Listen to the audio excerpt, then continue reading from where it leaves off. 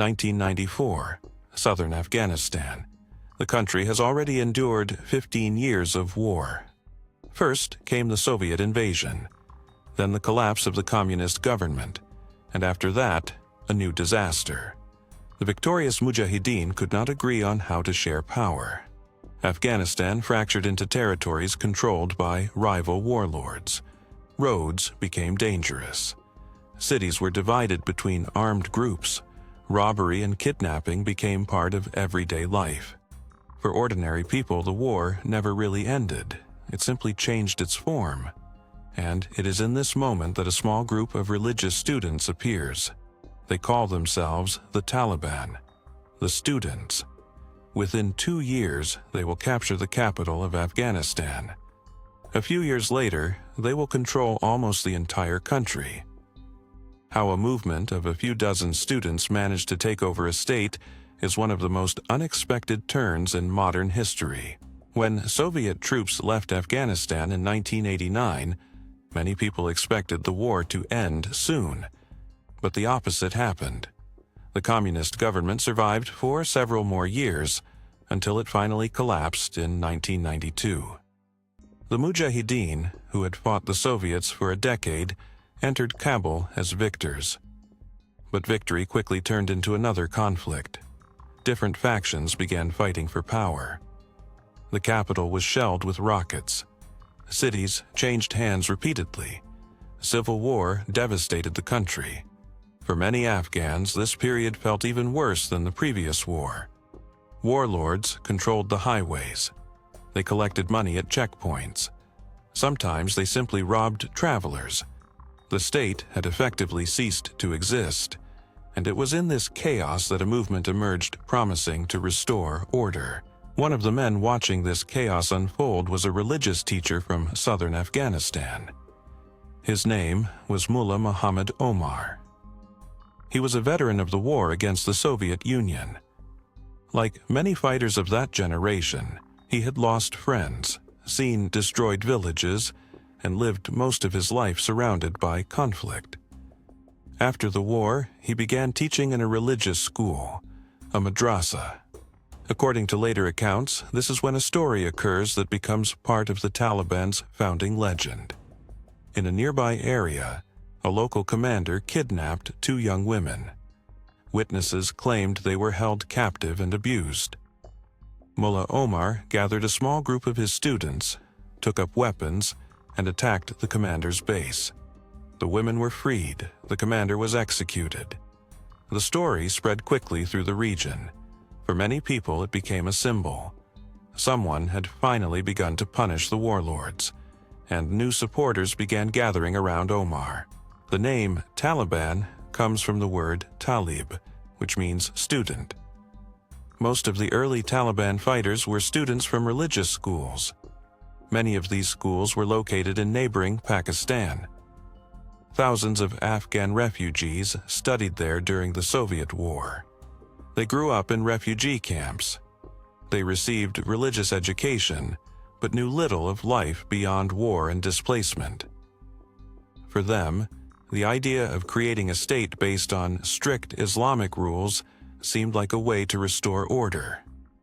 Unlike many other armed groups, the Taliban tried to present themselves not just as another militia. They claimed their mission was simple: to cleanse the country of corruption and chaos.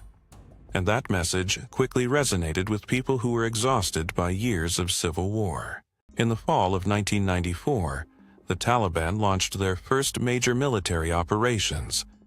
Their first major target was Kandahar, one of the largest cities in southern Afghanistan.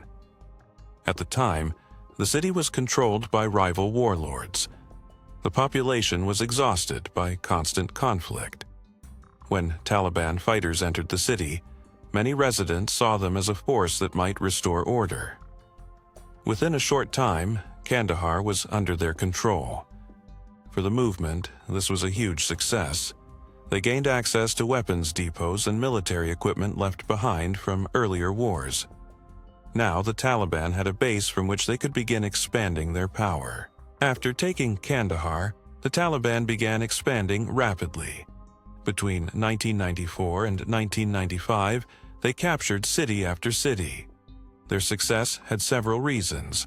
First, many civilians were ready to support any force capable of ending the chaos.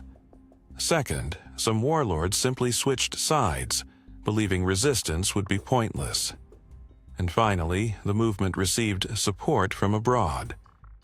Certain regional actors saw the Taliban as a force that might stabilize Afghanistan and secure trade routes. By the mid-1990s, the Taliban controlled much of the south, but their main objectives still remained. The capital. In September 1996, Taliban fighters approached Kabul. The government that had once claimed victory in the civil war proved too weak to stop them. After several days of fighting, the capital fell. A new chapter in Afghanistan's history began. The Taliban declared the creation of the Islamic Emirate of Afghanistan. Their leader, Mullah Omar, took the title Amir al-Mu'minin, Commander of the Faithful. For supporters of the movement, this meant the end of chaos. But for many Afghans and for much of the world, the new regime would soon become a source of deep conflict. After taking power, the Taliban began enforcing strict religious rules. Women were banned from working and studying. Music and entertainment were prohibited. Religious police appeared on the streets. These measures drew criticism from many countries. But inside Afghanistan, the reality remained complicated. In some regions, crime did decrease. But at the same time, the country became increasingly isolated internationally. And soon, another factor would change how the world viewed the Taliban. By the late 1990s, Afghanistan had become a refuge for radical groups. One of them was Al-Qaeda. Its leader was Osama bin Laden. He moved to Afghanistan and developed close ties with the Taliban leadership. This alliance would eventually lead to events that would change not only Afghanistan, but the entire world.